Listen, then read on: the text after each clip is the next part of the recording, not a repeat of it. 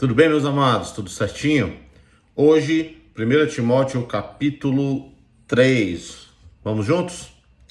Começa assim o texto. Fiel é esta palavra, se alguém deseja ser bispo, excelente obra deseja. O título, né? Os deveres dos bispos e dos diáconos. Então, fiel é esta palavra, versículo 1. Se alguém deseja ser bispo, excelente obra deseja.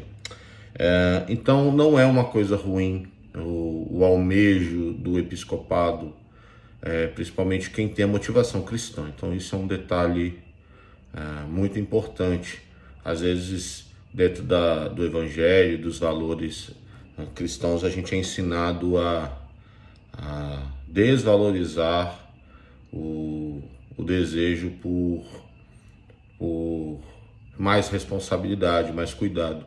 Mas o valor do reino é o amor. Então por que eu quero? Porque eu entendi o meu papel, o meu chamado, eu quero contribuir, né? Não tem a ver com carreira, não é uma carreira, eu começo de um jeito e termino de outro. Tem a ver com entender o seu lugar no reino e entender o seu papel na expansão do reino e o amor ao Senhor e o amor com sua casa e tudo isso, né? Então diz assim, é necessário, pois, que o bispo seja irrepreensível, marido de uma só mulher, vigilante, sóbrio, honesto, hospitaleiro, apto para ensinar. Então Paulo aqui, né, quando fala marido de uma só mulher, ele está já combatendo a cultura da poligamia, né? Ele está passando os valores que tem a ver com o reino de Deus, no sentido do casamento, da importância da família nuclear, né? Que ele seja irrepreensível, ou seja, que ele precisa ter uma conduta cristã. E quando fala irrepreensível, não significa falta de erros. Significa que até quando erra, até nas falhas, ele demonstra o caráter, a busca pelo caráter de Cristo, o reconhecimento de erros, a solicitação de desculpas, pedir perdão, reconhecer falhas, ser acessível neste ponto, né? Vigilante, sóbrio, honesto, hospitaleiro, apto para ensinar.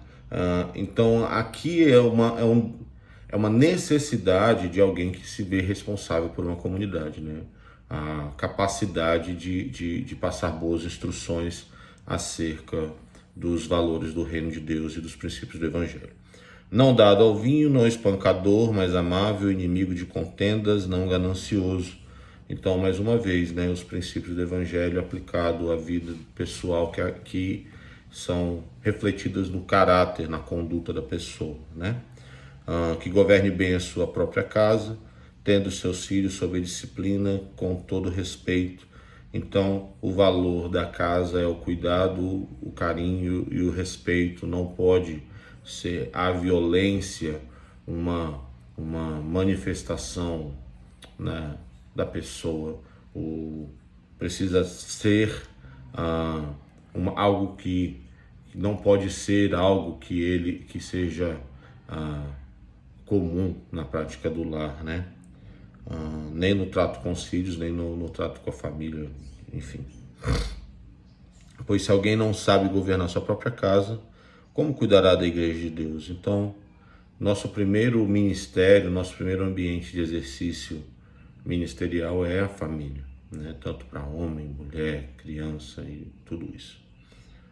É ali que a gente exercita. A família é o ambiente que Deus planejou para formar pessoas à luz do seu caráter, conhecer amor, conhecer o Deus que se revela no masculino e no feminino, receber do caráter, da aceitação, do perdão, do incentivo para a vida, né? Que tanto masculino e feminino, presente no pai e na mãe, é importante para a formação de qualquer indivíduo. Não pode ser recém-convertido, outra palavra diz neófito, ou seja, recém-nascido na fé, outra tradução, né? Para que não se ensoberbeça e caia na condenação do diabo. Então, ensoberbecer-se é uma realidade, é uma possibilidade na vida cristã. muito mais presente nos neófitos. Mas é possível alguém não neófito se ensoberbecer? Obviamente. É por isso que é importante a característica dada lá em cima, vigilante, né? Alguém vigilante e sóbrio, que mantenha uma constância na fé. Então, são características que conversam umas com as outras. Por que ele chama atenção para os neófitos se desobedecerem? Porque é mais comum que alguém menos fundamentado acabe incorrendo na soberba, né? Permitindo que a soberba domine suas ações. Também, versículo 7, também é necessário que tenha boa reputação perante os de fora e para que não caia em descrédito e na armadilha do diabo. Então, é importante uma vida comunitária aos arredores da igreja, aos arredores da comunidade da fé, que corrobore o caráter dele no meio dos mundanos. Onde é o ambiente? Desculpa o barulho aí, eu moro perto do aeroporto. Olha aí. Então, é importante valores que se expressem na vida comum da sociedade. Então, é importante sim a opinião que os de fora têm dele, porque é no mundo que a gente vivencia o evangelho, no mundo comum, na sociedade, que a gente vivencia o evangelho, né? No mundo é uma linguagem bíblica, né? No sentido de na vida social que se expressa o evangelho, ou seja, um ambiente que não está sendo regido pelo contexto, pela cosmovisão, pelo valor do evangelho. É lá que eu preciso exercer os valores do reino, porque nós somos luz, né, como o Senhor nos ensina. Também estes sejam conservando, versículo 8. Versículo 8. Da mesma forma, os diáconos sejam respeitáveis, sinceros, não dados muito ao vinho, não cobiçosos de sorte da ganância. Do mesmo jeito, né, que os que anseiam o episcopado. Também estes sejam primeiro provados, depois sirvam, se forem irrepreensíveis. Então é necessário uma vivência, é necessário que a pessoa demonstre, é necessário que a pessoa passe por crivos, passe por processos, seja conhecida, dada a conhecer. É muito importante esse processo na vida cristã, né? Para que não seja atropelado por coisas que você não recebeu fundamento lá atrás. E aí te faltam, é como se você vai caminhar e te falta tamanho de perna, mais ou menos, né? É como se você fosse nadar e uma cãibra te atrapalhasse na próxima braçada, quando você não recebe os devidos fundamentos lá no início da tua vida cristã, e quando você não passa pelo processo de conquista do coração das pessoas, a gente perde legitimidade. Então a legitimidade é importante na formação de um presbítero, de um diácono, de um bispo. Muito bem. Da mesma forma, as mulheres sejam respeitáveis, não caluniadoras, sóbrias, fiéis em tudo. A leitura aqui é que tem duas possibilidades. Muitos usam esse versículo para dizer que existe a possibilidade lá na igreja de mulheres exercerem diaconato.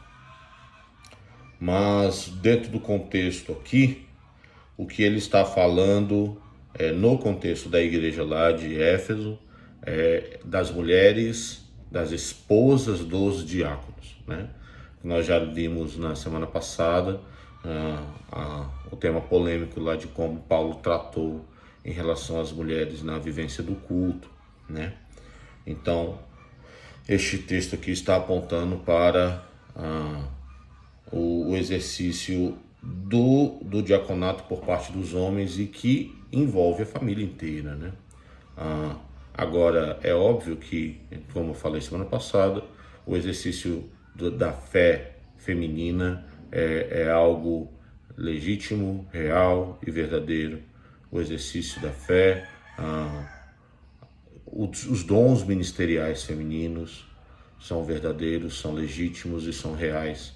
Como eu apresentei a minha posição no outro vídeo, o exercício ministerial feminino foi proibido por uma questão local, e tanto o apóstolo Paulo é utilizado lá, lá em Gálatas, quando ele nos aponta que em Cristo não há judeu, não há grego, não há bárbaro, não há cita, não há homem, não há mulher, mas Cristo é tudo em todos. Então é assim, o Evangelho, ele quebra esses empecilhos. Agora é óbvio, aquilo que se vale para homem, vale para a mulher, que é o exercício de uma vida do lar, equilibrada, baseada nos princípios do Evangelho, a sujeição um ao outro, o cuidado e o zelo do casamento, a honra ao esposo, o cuidado da esposa e por aí vai.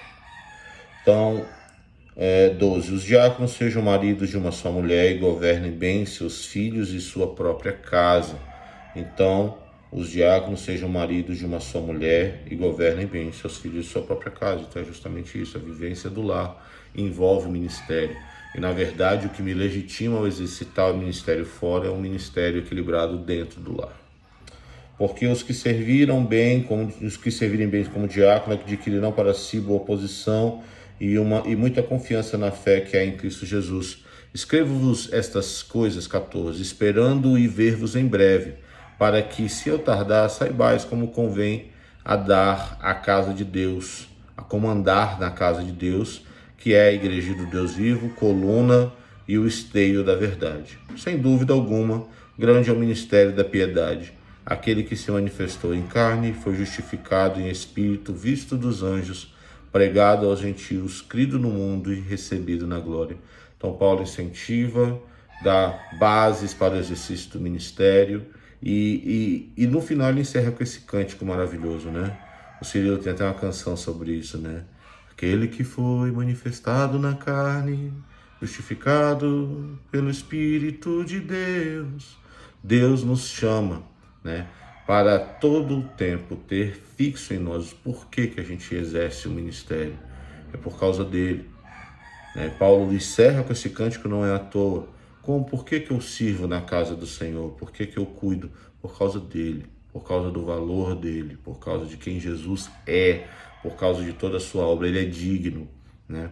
Na linguagem da forma que os nossos irmãos moravianos declararam ao se vender como escravos, né? Para que o Cordeiro receba a recompensa. Mas é bíblico isso, Pedro? Isso é bíblico.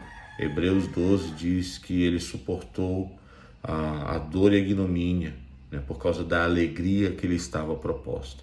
Que alegria é essa? Isaías diz que ele viu a sua posteridade e se alegrou. A sua posteridade somos nós, queridos. Aqueles que são alcançados pelo Evangelho, pelo valor do Evangelho. Que permaneçamos assim, renovados pelo valor de Cristo, incentivados pela obra da cruz, e que nós possamos viver uma vida do lar equilibrada, né, que nós apliquemos na nossa vida comunitária, na nossa vida social, né? Qual é essa diferença? Comunitária e comunidade da fé.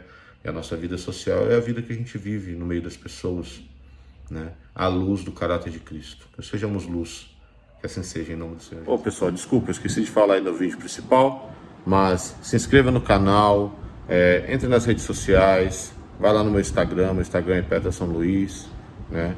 Esteja comigo lá, Peterson Luiz Moraes Camargo.